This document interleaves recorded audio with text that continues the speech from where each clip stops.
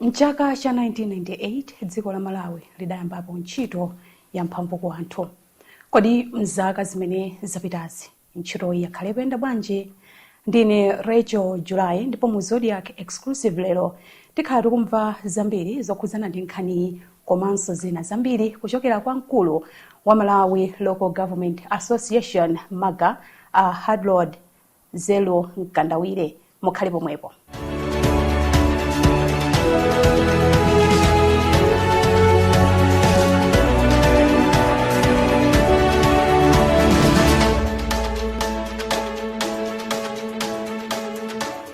Tikulandire.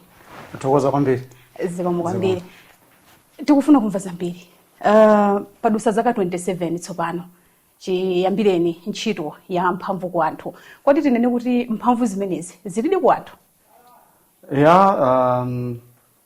Kunena muzona nzonena kuti tapanga ndithu progress.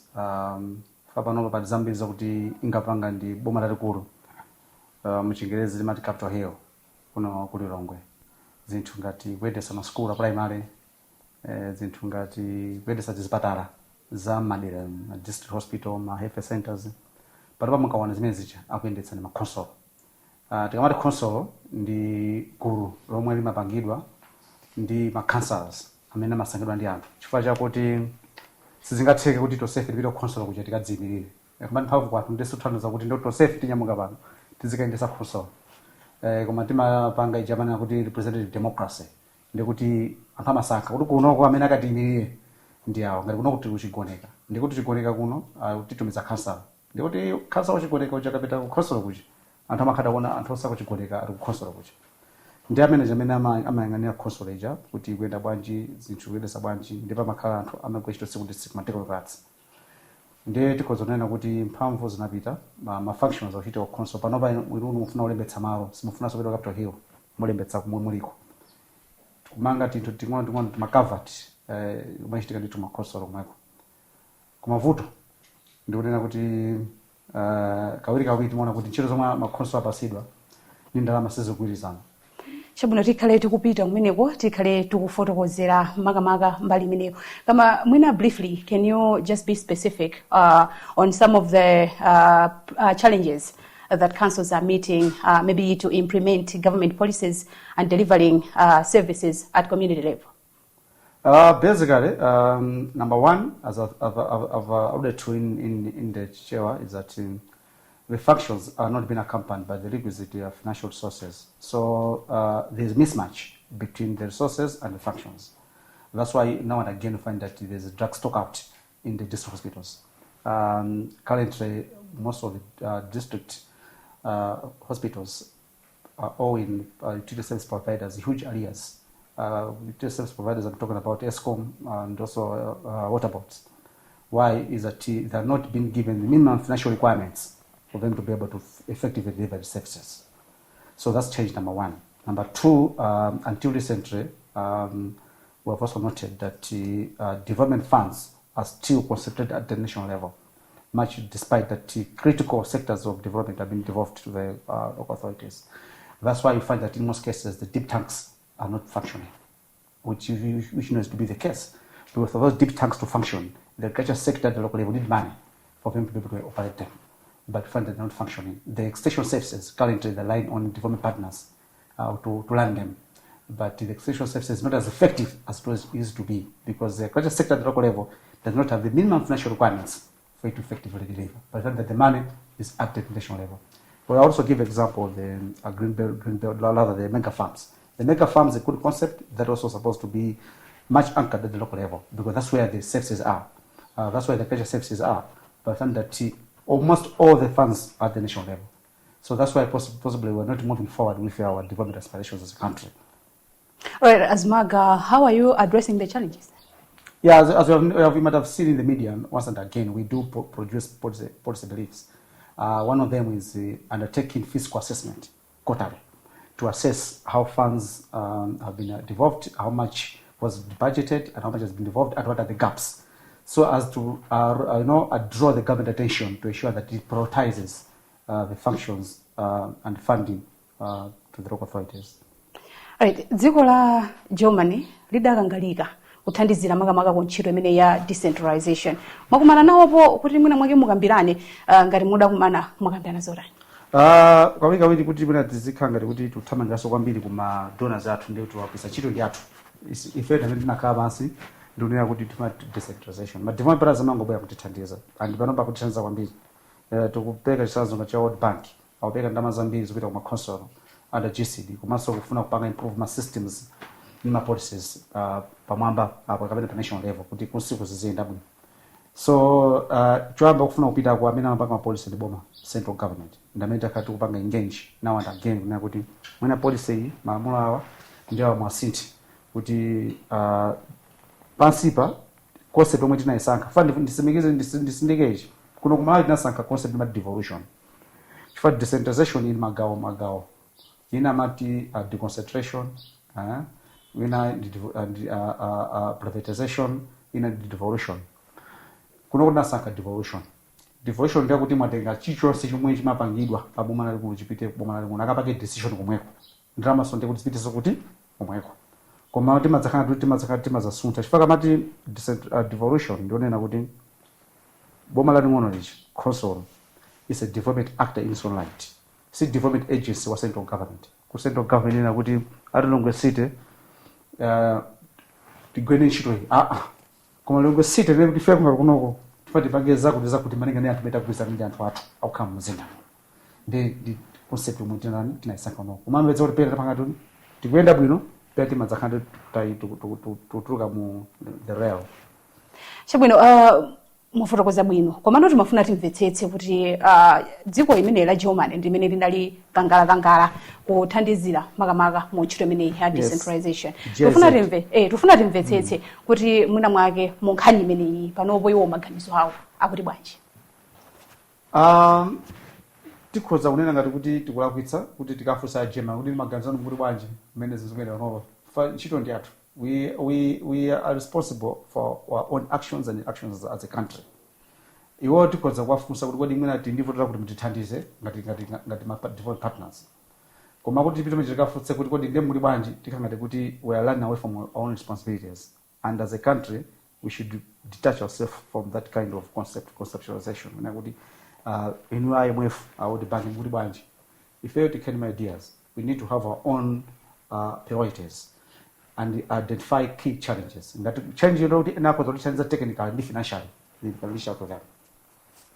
Koma ndisindika unena kuti as development partners timayenda nawo in terms of unena kuti tizikhala pamodzi njira yonse ya devolution yathu.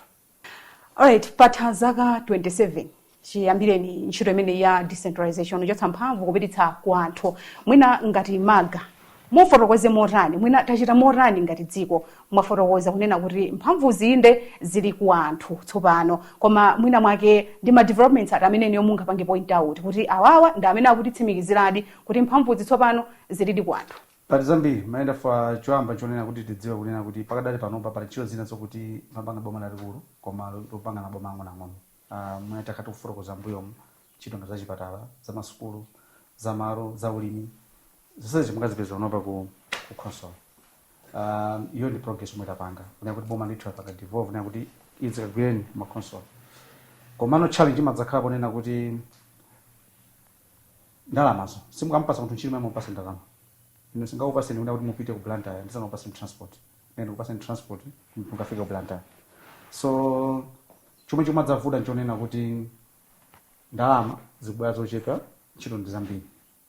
Chinaso ndi political power authority kupeza kuti ma decisions ena oti console zipanga akupeza kuti akupanga ndi boma lalikulu tingoyekeza chisanzo very small decision yonena kuti muna district commissioner bwana Nkuba afuna pite ku holiday minister akapanga approve ndi decision even council chair akozopanga approve kuti yayi mupite ku holiday mfuna kupanga chani. That's administrative issue ngati yolemba anthu ma officers small cadres. You know, not directors. My HSA, Bazona HSA, can do have service assistant. So, pesa kuti tapanga devolve kuma some political authority to panga benga to kaka merabe. Ndiye mina so mbalinga limenyo, tena soti unije kuti ngati dziko pomwe tafika hapa. Do we really need to cling to this at a center level? but zinaso ngati issue ngati ya ma assets ena onera kuti muna chipatala pakadali pano pa ma district hospital surgery ndi ministry of health pomwe pozafika lero limene kuti those things tizipange devolve including the access to the local authority to empower them even in terms of ma assets omwe now. So those are the areas I think we need to improve. Komanso khani ya ndalama imene ndifotokoza nena kuti anthu anadziwa kunena kuti ngati dziko padzapeza kuti pena boma lili ma challenges ndi finances in terms of national resource envelope. Ndi kupanga transfer mandalama kuchoka boma lalikulu kupita kumasento kuma local authorities pena zikuchedwa pena kupezeka kuti ndalama sizikubwera. Ndi anayika kuti pakhale ndalama zina zakuti boma lalikulu likatolera agawane ndi ma council mchingereza ma seeded revenue. Ndi ndalama ngati imachokera pa ma fuel levy, ndalama ngati imachokera pa toll fees chingeni ndi kalinyeke tikalipira pajabu boma likatolera pa ndalama zina zakuti boma lena dzipereka kuma council agawane zili ndito mu policy. Ndalama ngati vehicle registration fees, these are low hanging fruits. So boma likatolera mwachangu changu boma simagawa ndi ma council chambiri boma lalikulu ndalama zijana kukusizoka. So those are the challenges meza kuti my functions and responsibilities in my councils, my political authority still cleans at the center, also my sources at the center, and it's an opportunity now to move on. 5 billion per constituency. That is an exciting news, and we are looking forward towards that. Zaka 27 iru sizochepa ndi zambiri. Pakuvuta ndi pati kuti mwina mphamvu zizochokeretu kuchoka uko azifike noponena kuti ngati imene mufotokozera kuti ma council ali ndi mphamvu zonseno kuti athe kumapanga ziganizo zina zimene mukuzitchulakazi. Nikhanena kuti tukati speculate tikozopanga speculate kuti kodi chifukwa chani kodi boma lalikulu likanenera mphamvuzi. Mwina akhoza kufotokoza ndiwo mwina akatikakati ndi mpata pakachitika ndithu ma public full cabinet appointments mwina akachezako ndi the relevant authorities. Kodi chifukwa chani mphamvu zimakhabe clean to the center. If we can just speculate, because we have not done any policy research. Ngati maga mwina kufika panopo mukuwerenga zaka 27 kufika panopo mwina mwake mwakumanapo adindo arindati amene pankhani imeneyi. We engage, timapanga engage in the central government now and again.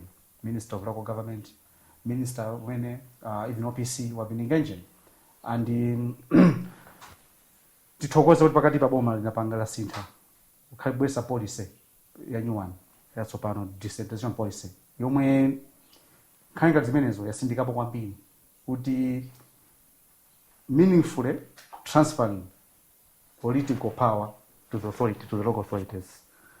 Komano amanena mchingereza mina kuti the proof of a pudding is in the eating. Political will ngamema zavuta tukoza ma policies zabwino tikuzokhala ndi legal framework yabwino koma peza kuti mwina safuna panga act zimkhazovuta nakupasa chisanzo cha sharing of city revenue zimene zimene policy ilipo ndithu kuti boma likatolera ndalama zina lipange sini koma sizimachitika. What's the problem is a political will. Ndipo policy yangopangidwa just launched last year. We hope with the new government yabwerayi ndi posture omwe apereka towards meaningful fiscal devolution, political devolution, how, to what extent is this going to be realized? But we're going to continuously engage the government. All right. Currently, how would you describe the current state of local government here in Malawi? We've made the progress, very impressive progress in terms of function devolution. The government has meaningfully devolved the functions to the local authorities, that most of the services that were being anchored at the central level should be anchored at the local level. But what has been a big challenge now is a mismatch between the devolved functions and accompanying resources. So much as the government has devolved the functions, but the resources are not being devolved. So to the extent that the local authorities are not being given minimum financial requirements for them to be able to effectively discharge their constitutional and legislative mandate, number one. Number two is that much as there is devolution of political authority, but we have noted that some decisions, minor sometimes, are still being made at the center. I think that's another area that I think we also need to improve. All right, bungwe lanu la MAGA analikhazikitsa ndi cholinga chonena kuti lithandizire pa nkhani imene ya decentralization kapena kuti mphamvu kwa anthu. Mukuona kuti mwina mwake ntchito imeneyi pakadali panopo ngati MAGA mukukwaniritsa udindo wanu? Yes, tikukwanitsa. Number one, ngati mumamva kuti ku district development fund kuliyamba 2015 is the association work engaging the government kuti kind district development fund. Ngati mumamva kuti kuli infrastructure development fund yomwe ima urban councils ndi association. Ngati pakati mumamva kunena kuti boma through Ministry of Health yapanga devolve ndalama zokonza zipatala. Munaona somo pakati po munaona 2 years ago nali koke ma news the central government kuti panga ndalama zomwe makonza zipatala my health facilities apite ku local authorities. It was the association engaged the government. Pakadali panopa maona ndithu akukonza maternity wing makhoso amathakonza but zipinda tokochosera mano tokonzera mano ma dental rooms. Maonaso pakatipa akunena kuti there have been continuous engagement with the government to change a number of policies kuti makhoso azikhala kuti aziyenda bwino. So we've done a lot. Mukutsatira bwanji ndondomeko zimenezi ufuna kuonetsetsa kunena kuti cholinga chimene mukuzikhazikitsira chikukwaniritsidwa? Yes, that's why we continuously engage in policy dialogue and policy advocacy. All right, there is still a problem with political and fiscal decentralization in local councils. Nchifukwa chane makamaka nthambi zambiri za boma zikadapangabe report ku central government? Not necessarily report to central government as per se. Chuma imechanjana kuti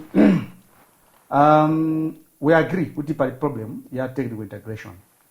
Pa council budget pali ku health, education, agriculture ndi ma sectors at pa council budget. Ideally, komanso practically they're supposed to be reporting kwa DC. Tsiku ndi tsiku. Ndalama zonse ayisena ndi DC kuti aku education ufuna kusa ndalama DC asaine kapena ngati control officer. Ikafakana ndalama yo zonse zibwino amene ali ndi control of authority yonse pakati pano the district commissioner kapena chief executive officer ngati control officer wa council. Challenge yakhala ndonena kuti technical integration and izizi pakati patakatupa kuna pochitika ma meeting mkumano meetings what it is konse. Kumapezeka kuti aku education angotumiza mana chibaruwa chikalata kupita kuma district education managers kapena directors of education tabwera ndi kutofana kumane tipangeza kuza kuti muna DC osadziwa mwina so ena so apunya so chawo ndi gawo mwe taona kuti afinpo makhalabe kuti ka hangover from the previous system fika panopa fana kasi anthu ena bema khabeli ka hangover kuti kusinthe kakubwera bwanji ka hangover kameneka chifukwa ndi zinthu zonena kuti nzachidziwikira kuti zikuyeneka zitero kakubwera bwanji? Ine sindivula ndi fotokoze fani sindipanga zimezo ndineyo ndeko ndi fotokoze kuti hangover kubwera mabe sinanga muli mkatimu ndikatimu komano that's why takatukumana nawo kunena kuti tipange address those issues. Mind you pamakhabe kuti mwinaso ena mwambako kuntunda ku central government sakuinvestisa council ndi chani mwenda khanoma fotokoza kuti ena maana council ngati kuti ndi department nthambi ya boma ya unduna boma ang'ono kapena ministry of local government. Council loto si nthambi ya ministry of local government ndi boma nani mono local government payoka. Local government ministry ntchito yake ndi kungopereka policy guidance kuti ngati boma la Malawi tufuna kuti maboma athu ang'ono muzipanga izi ndi izi. Ndiye pamakhabe choose kuti mwina kuona council ngati ndika department kuti mwina khodza kupanga mena angapangira. Koma sinanga amene ndi ntchito yanu ngati MAGA kuti muatsaritse muafotokozere kuti sono riji mudakachisiya chimepa chokha chifukwa aka ndi kanthu akaka. Ntchito yambira amene ndi Minister of Local Government as a policy holder. Amene so adziunika ma ministers zawo ifeyo ndikungobweresa ngati pali vuto kuti pali vuto ili tindikhale basi tikambirani. And pakati patakatu kumakhala ndi tuma engagement katotero. Kodi aphungu akunyumba ya malamulo kumakhala nawo muzokambirana za makhonsolo? Ya mukudziwa kuti kunati chigamulo cha CDF chomwe tinakadandaula court nena kuti aunike kuti kunzoyenera kuti mene CDF ikuenda pano pakadali pano ikhale choncho ndiye kunabwera chigamulo chonena kuti aphungu nyumba mamo asamendese nawo CDF number 1. Number 2, asamakhena also console kulingana na chiganizo cha console ndipo dali pano phungu imba malamulo si member wa console kapena kuti boma lino. Mwafotokoza bwino kwambiri koma funso langa linalo nina kuti kodi phungu wa nyumba ya malamulo akupezekabe ku mikumano kapena misonkhano yapa console? Padali pano pa tikozonena kuti console palibe console yakumana, so it's a bit difficult kunena kuti apezeka kapena komano ma last meetings tisanapange dissolve ma console before chisankho general samvezeka. Mwina mungafotokoze bwanji ubale umene ulipo pakati pa aphungu a ku nyumba ya malamulo ndi makhansala?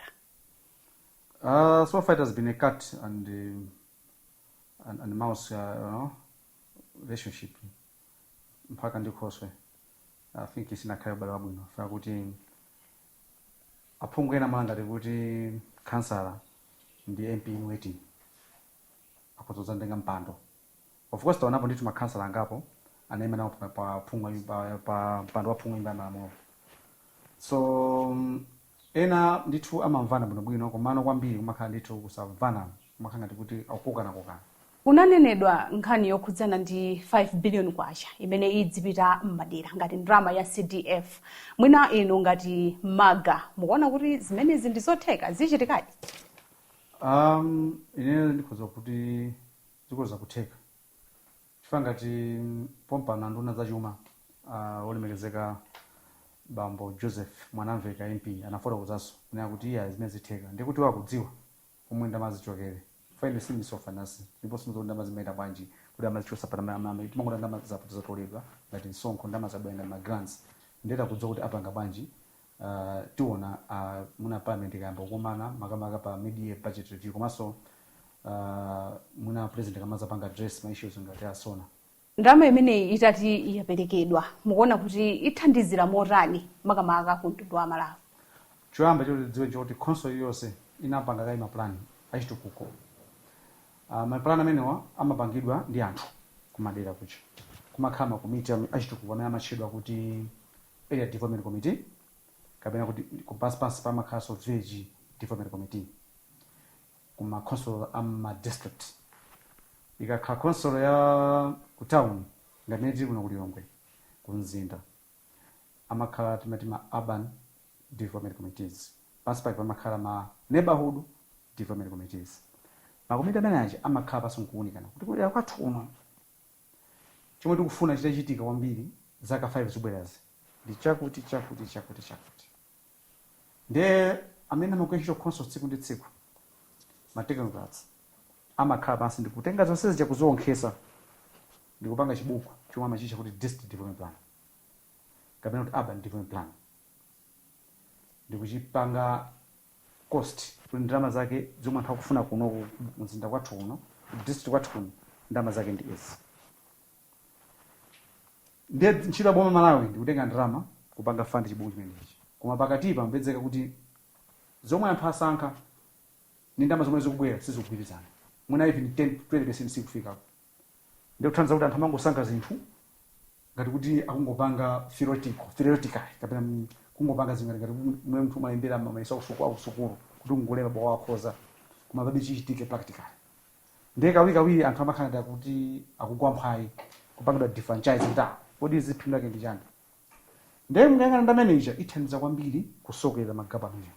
Ndiye kuti anthu akakhala kumene kuja kumzinda wazo kuti ife kunoko ndi 5 billion kubwerayi zikuti asankhazi zitho zinzambi zisintha. Ndiye kuti mwana pambamangidwa ndi tools zomwe anthu amafuna zitho zambi zichitika. Ndiye mphamvu kwa anthu ija ikwanitsidwe menepo. So this man is going to facilitate meaningful devolution of authority and functions to the local authorities. Ndrama imene ikabwera ngati maga mukuona kuti mwina igwirisidwe iyendetsedwe ndi mbali iti kuti ikwaniritse zolinga za ndrama imene? Ndisindikiso apo unena kuti ngati dziko tinapanga kale mene ndondomeko ndi fundo zoyendesedwa pa plan achitukuko local development plan system ndi implementation yake. Tinayika ma structures ma offices pa console kuliso ma structures opanga oversight kuona kuti kodi kupanga kauniuni kuti kodi ndalamazi anthu amene akugwira ntchito tsiku ndi tsiku matechnical adziwa kuyendetsa bwino ma service committees pa council page a finance a development a audit ndiko makhaso full council yomwe imayang'ana zomwe makomiti maripoti abweretsa kumakhaso mu audit a national audit office amabwera kudzaona kuti kodi zonse zikuyenda bwino kuliso bunga national governance committee umene malizika panga financial verification pafupi kuti ndalama zikuyenda bwino ndi system imene ndimwe igwire ntchito pakentsidwe ka ndalama koma kasekedwe ka chitukuko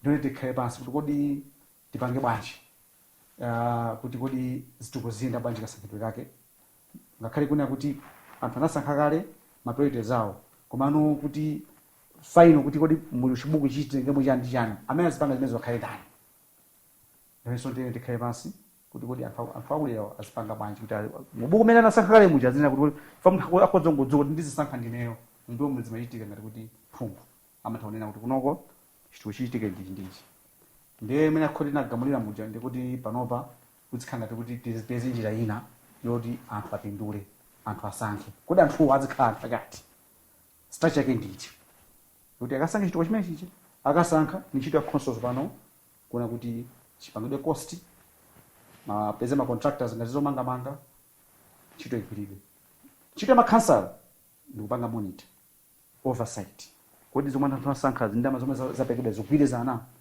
chifukwa ina malanga tikuti kuti imene achosa ma MP ndi kuti khansala ampasa zindama zichi khansala suda azikatenga ma quotation achitukuko iye ntchito yake ndikuona kupanga oversight kuti chitukuko chabwerachi mugu muchilimo ya mapana 2 number 1 number 2 ndama zomwe akuti quotation atengayo ndi chitukuko zikugwirizana ndi kukumasoma awo different committees kumaso chitukuko chikamapangidwa poti khasa makhala kumudzi kucha kodi fa chitukuko chiziita kumudzi omweko adzikaona ili ngakhale pa constituency makhali maoda awiri odi auku ndio different ngati chitukuko chikhala in abstract chikhala pa odi pena pake ndio kuti adzikaona tsona kuti chitukuko chikuyenda ndi komweko masimbikira chitukuko kama oweso chitukuko chikuyenda ndi komweko ni chitukuko khasa nditi ndimene chitukuko ya DC ndi anthu ache CEO ndi anthu ache ndikupanga implement tsiku ndi tsiku anthu akumuza ache ndikusankha muna mvetsetsa pamene kwe ndiye kuti makulena a social accountability ndikuona kuti kodi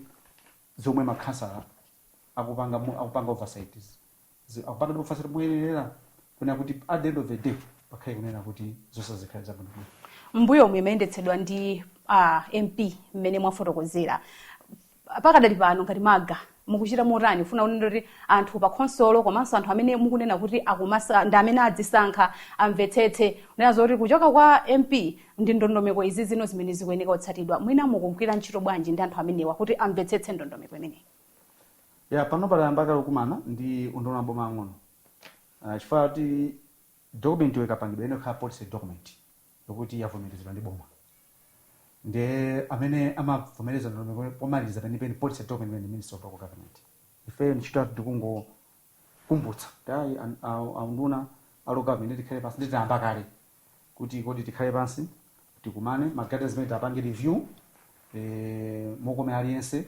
apite akagwira ntchito chabwino makonsolo ambiri adakadalirabe ndalama zimene amatolera misonkho ya misika komanso mwina ndalama zimene zimachokera ku budget mwina pali njira zimene mwina zikhoza kugwiritsidwa ntchito kuti makonsolo amenewa adzitha kupanga okha ndalama zimene adzigwiritsa ntchito pa konsolopo posadalira mwina misonkho imene tikuyika mbayi komanso ndalama zochokera ku budget nkhani imene ndayimvapo ndithu even mwina sakwakulena ku central government manena kuti mabwana kubwa ndi naulesi simupanga you're not innovative ndikadakonda mwina anthu otero mwina sikuna akakhalepo bwana kubwa console akayendese tikuone ngati kuti angakwanitse to what extent can they be innovative fala pena makhanga kuti mwina situgamika zomwe anthu ma console akupanga inde palena awesi sindingakane komano basically choti tidzonjonera kuti choyamba ma console sangatuluke mu malo amene kapena kuti njira zomwe anapatsidwa zopeza ndalama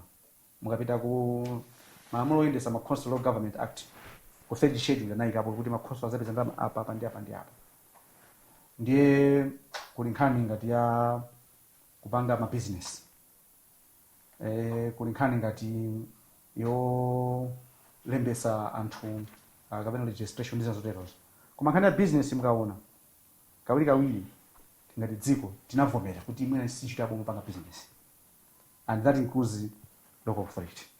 Nifamo na boma kugusa mabanki, boma kugusa makampani, fa kuti efficiency imakhali mathawa.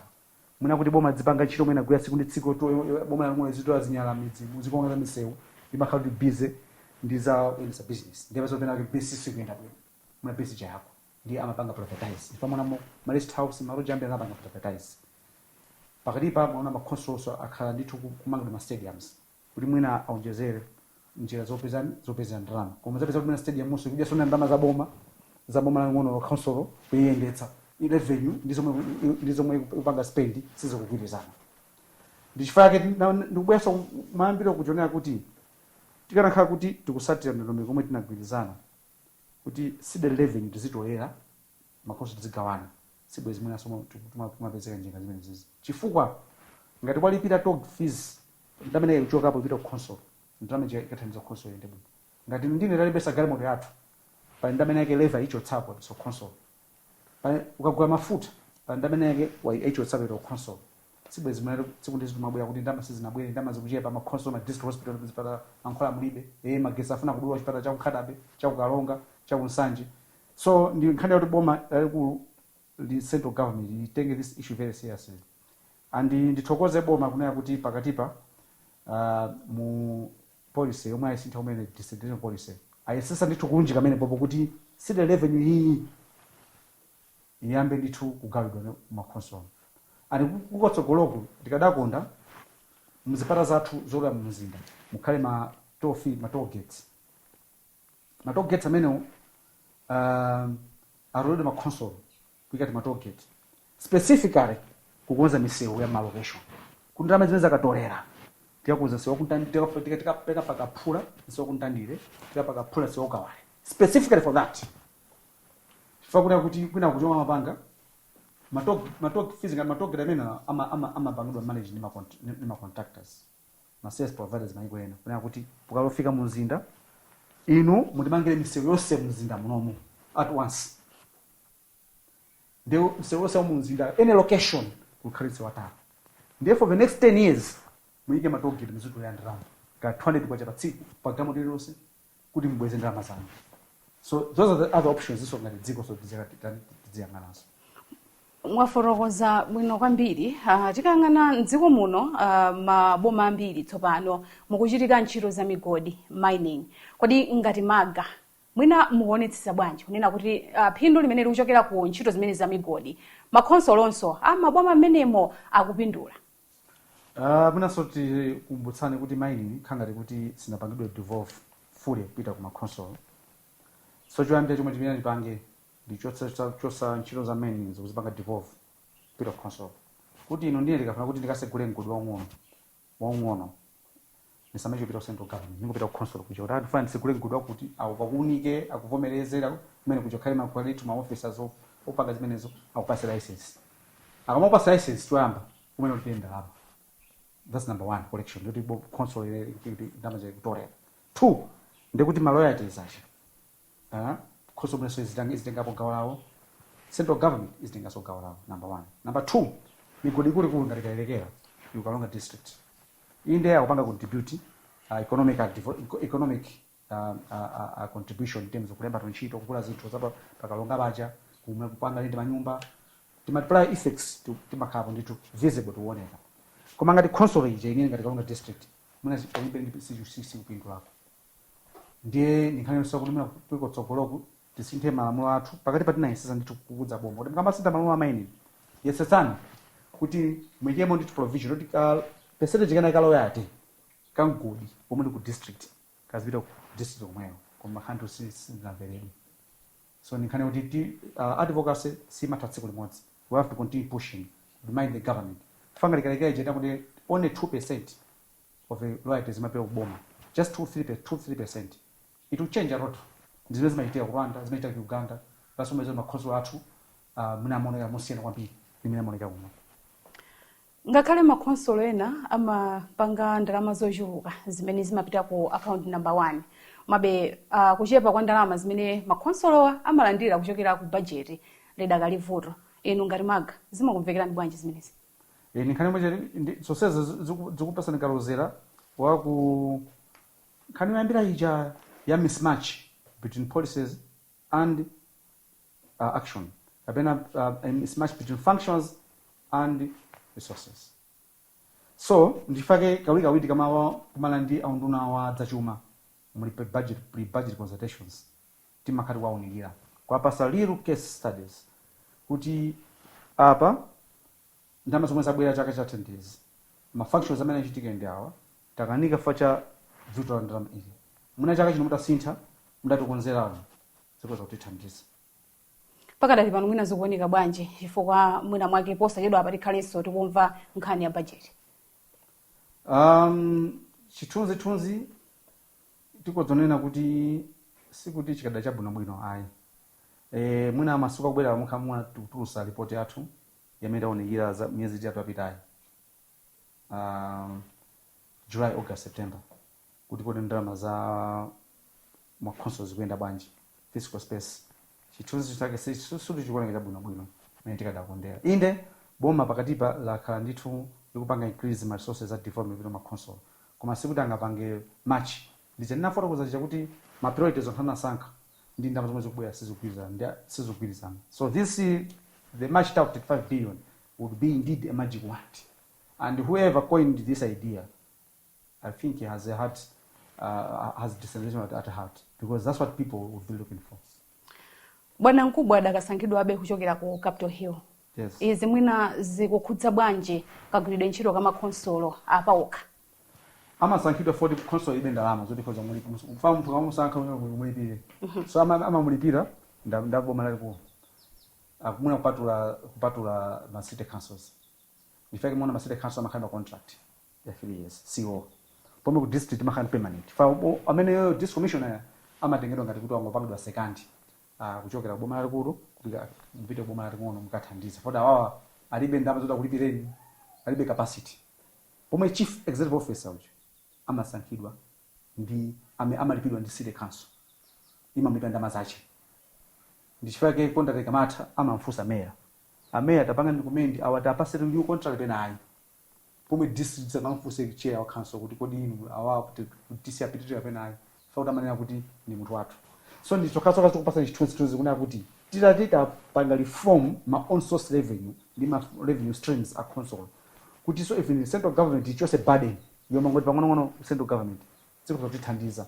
Ndiye kuti people who have leverage. Yona kuti kunoko ife tufuna district commissioner. Wotere. Mosada ndilomeko zakalembera chiwa pamboma. Timpasa contract ya miezi ameza kama kuti. Tufuna pa contract apange achieve chakuti kugwirizana. Ndokusayina. That is also includes control upons my directors and my senior officers. Bwana Mkubwa ndi mtima wa console.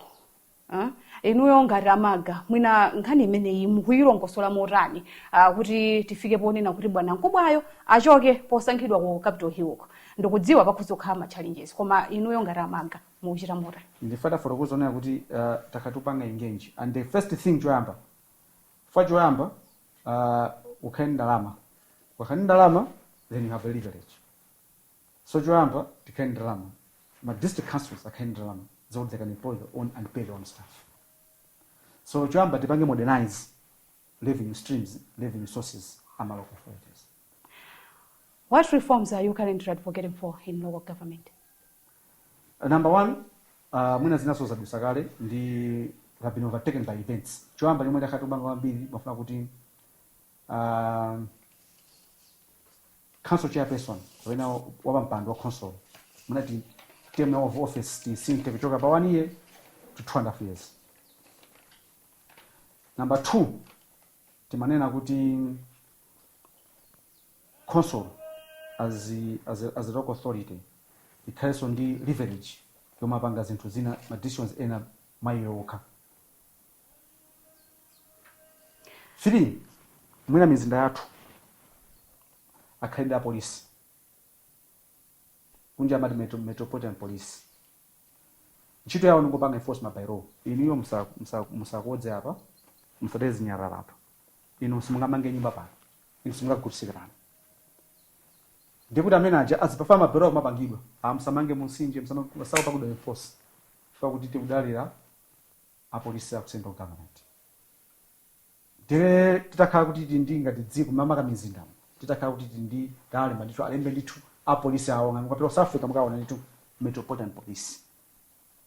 Ntchito ungodzuka mamawa ndikuona kuti musika muno mukhale ndithu order. Those are the key reforms going forward we'll look into. Mwafotokoza bwino kutirengeranso mwina kunkhani yathu yotsatira. Tikaenda m'misikamu maraunimo tikuona ndithu chisawawa pankhani yakayendetsedwe ndithu kantchito za malonda aliyense ndithu akuchita umene akufunira pamene wapezapo mpomwepo. Nkhani imeneyi ngati maga mukuyunikira motani? Choyamba sisi chokhacho komanso even illegal development mukaona kuti anthu akumanga mashopu posifuna kumanga panopa simungapange distinguish kapena kusiyanisa residential area ndi commercial area. Mu residential area masalukaso commercial area anthu angogumula mpanda kuyikapo shopu kwina ku nyumba msika anthu angotseka pali ponse muna kuti munthu atenga tutani yake waikamwa kabichi akuyima pansi wasansika. So all these zikunena zikupasa zithunzi zingapo. Choyamba njenakamba chija kuti lack of Metropolitan Police enforcement ya mabylaws pamabylaw alipo sikulibetu. So says komatu mbuyo mutakhala kuona ndithu kuti mumayenda ma patrol townimo nkomathamangitsa anthu amene akhala malo osayenera pano tuzata. I'm going there. So choyamba chona kuti lack of Metropolitan Police to enforce mabylaws. Number 2, political interference. Andale kulowera pa nkhani ya console. Mwina console kana kuti tikathamangisa mavenda iya mutu zisamapoti. Musakathamangisa kaya. Njenakamba kuti ziganizo zina zing'ono zikumapa kuti kuti bona ku chifukwa kuti ngati console yapanga decision ina kuti mavenda tukachosa yapanga approve. Paibe chifukwa kuti CEO kapena DC ayimbire so kuti mfandi kudziwiseni kuti tikathamangisa mavenda. Ndipo ufuna kuti kudziwiseni paja pano ndedikala ndafusa anduna atakana akuti mutu zisamapoti mavenda masi. So that also breeds lawlessness.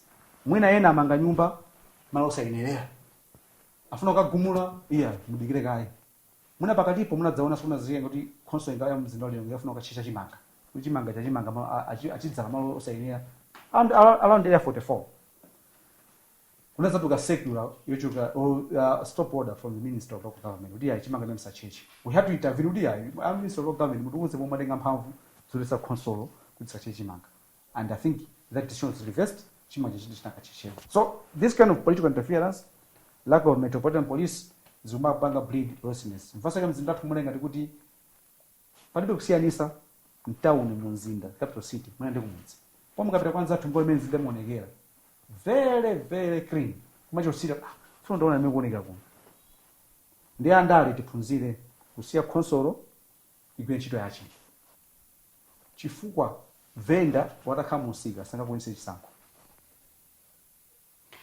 Chabwino tiunikire nkhani ya chiwerengero cha anthu ngati maga mukuunikira motani chiwerengero cha anthu amene akupezeka makamaka m'matauni komanso malo okhala komanso tiunikire pa zosowa za pamoyo wawo mukuunikira motani makamaka mbali imene? That is urban population. Yes. Choyamba choti anthu amabwera mzinda funa ma opportunities and simungamulese munthu usapite ku town ngati munthu afuna kubwera town. Ngati dziko tena tikonze njira yoyika timati ma pressure valves ndalimene kuli kumponera kuche kumeja we can create a town yabwino ndithu ikulu kuyika meja kuma opportunities. That's why kunabwera pakati pa mati ma secondary cities. So ma secondary cities idea unena kuti tibwese malonda kuti anthu asamakheso ndi chilakolako chopita ku mzinda wa ulilongo Blantyre zozomba akhozokhala kumanguchi chichonse ofunacho kuchipeza akozokhala uchipoko salima chicho auchifunacho kuchipeza akozokhala ukalonga district chicho ofunacho kuchipeza. So unfortunately that idea secondary cities inonso yafa si kuyenda ndi maganizo. Chabwino timalize motere makonsolo nkhani zachuma makamaka zimavuta ndi kusolola inu ngati maga nkhani imene imayona potani? Kusolola kaye muthandaza kuti kubandrama kapena kubandrama mwina kusolako sikuti tinganene kuti kuchita kwa makonsolo kokha as a government ngati dziko asinti ndi voto menelo la ma privilege yakunena kuti drama za boma sizikuyenda bwino koma mukatengera pakatipa mukaona maripoti amene auditor general amatulutsa mudzaona pa improvement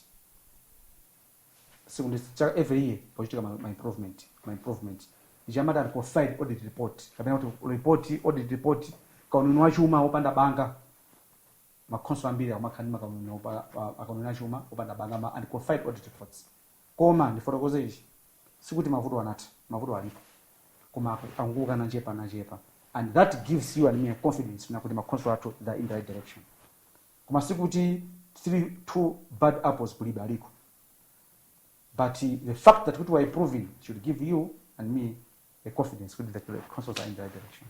In the next 5 years, what are your priorities ngati mkulu wa bungwe la MAGA? Personal priorities or priorities of the association? The association. One, nkunena kuti bill yomwe tinafuna kuti ikasinthenso mayendesedwe ama council Local Government Act. Local Government Act amendment bill yomwe yakhayisa kupita parliament for 8 years. Ipite family muri zina zambiri zofuna kuti makhonsolo aende bwino. Number 1. Number 2, the board policy statements amene alimo the new decentralization policy ya 2024, if they can be followed to the letter, ndekuti zambiri zisintha mdziko munomo, including operationalizing or developing a fiscal devolution strategy. Number 3, titakhala ndithu ndi metropolitan police mdziko munomo, tiyambe ndi mizinda yathu tikhale metropolitan police. Number 4, I would wish going forward kutsogolo if my mayors athu amwezinda azisankhidwa ndi anthu popular vote ngamene amachita ku Zambia, Zimbabwe, Tanzania, all the neighbors.